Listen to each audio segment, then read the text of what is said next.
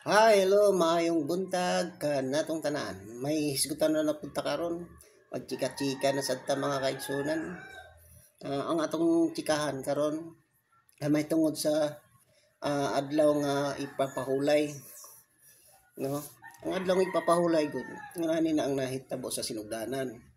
Yung paghimo sa una, yung paghimo sa kalibutan.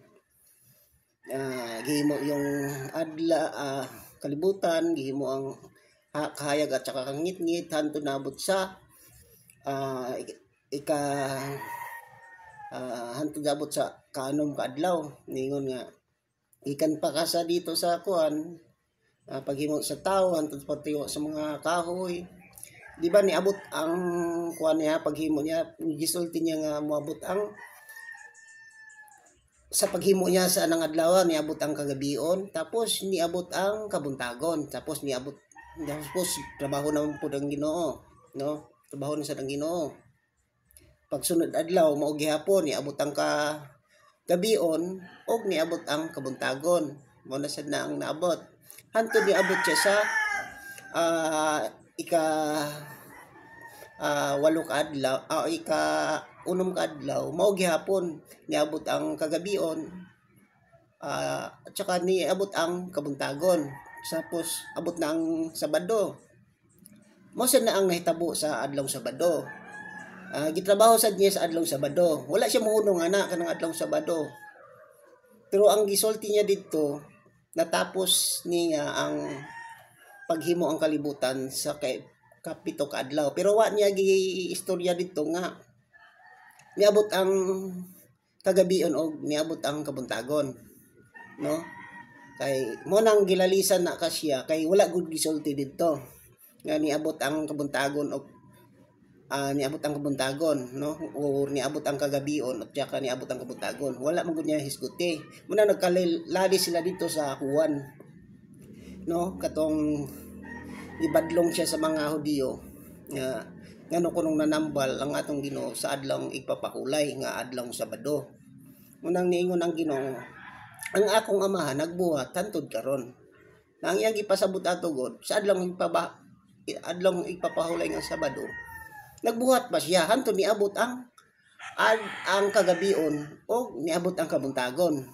Mo na iyang gipasabot dito sa Juan kuan yung Ebanghelyo siya na Juan sa 5 man siguro to, kung nanambal siya nga sa adlaw ipapahulay nga o kung naabay mahulog dito sa ilalom sa tabay sa adlaw ipapahulay, dili ba nimo luwason o naabay gusto magpatambal, di ba nimo ayuhon na mo na siya nga sa adlaw Sabado nagtrabaho pa ang atong Ginoo niana. Mo nang naglalis sila di karon gibalhin, nabalhin siya sa kuan, pero wala siya gibalhin ang adlaw ipapahulay ha. Ang gipasabot lang ang pagsimba, gisimba sa adlaw Domingo na. Nganong gisimba man sa adlaw Domingo kay sa adlaw Domingo manggod paghuman niya sa paglansang sa krus namatay siya, pagtan-aw dito sa lubnganan wala na siya sa adlaw Sabado, no? Wala na siya sa adlaw Sabado. Nagtigom ang mga tinunan dito, wala sila nakita sa adlaw Sabado. Nagpakita ang Ginoo sa adlaw ng Domingo, no?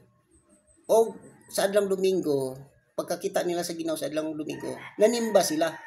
Ibig sabihin, pasabot ang adlaw Domingo, dunay pagsimba na hitabo, no? Yung sa adlaw Sabado, nagtigom lang sila nagpangutan-anay lang sila kung asang ang atong Ginoo, di ba? Nagpangutan-anay lang sila ato. Tapos pag adlaw Domingo, didto di ay nakita nila sa adlaw Domingo og nanimba sila. Kay naamo koy mabasa sa Biblia sa kwanto Leviticus 23:39 man siguro, pero subaya lang yun nasa Leviticus 23:39. Subayan niyo kung sakto ba na akong sulti, no? Ang ikawalong adlaw mao ang pinaka-importanting adlaw. Mo na yung nakasulat dito, no? Unya karon si Pablo naghisgot og tanang adlaw balaan. Ningon siya, kamo na magpili kung unsang adlaw ang gusto niyong balaanon.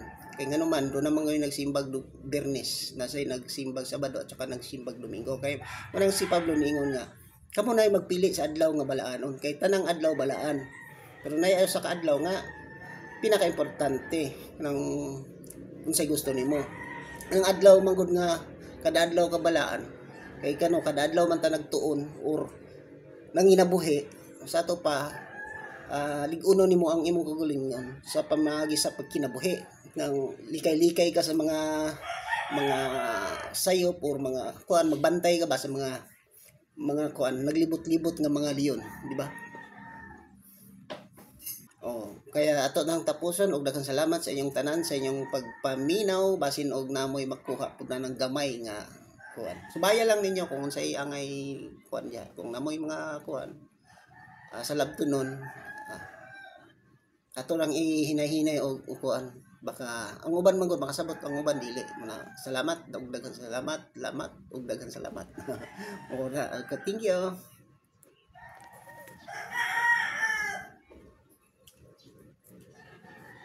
Nako.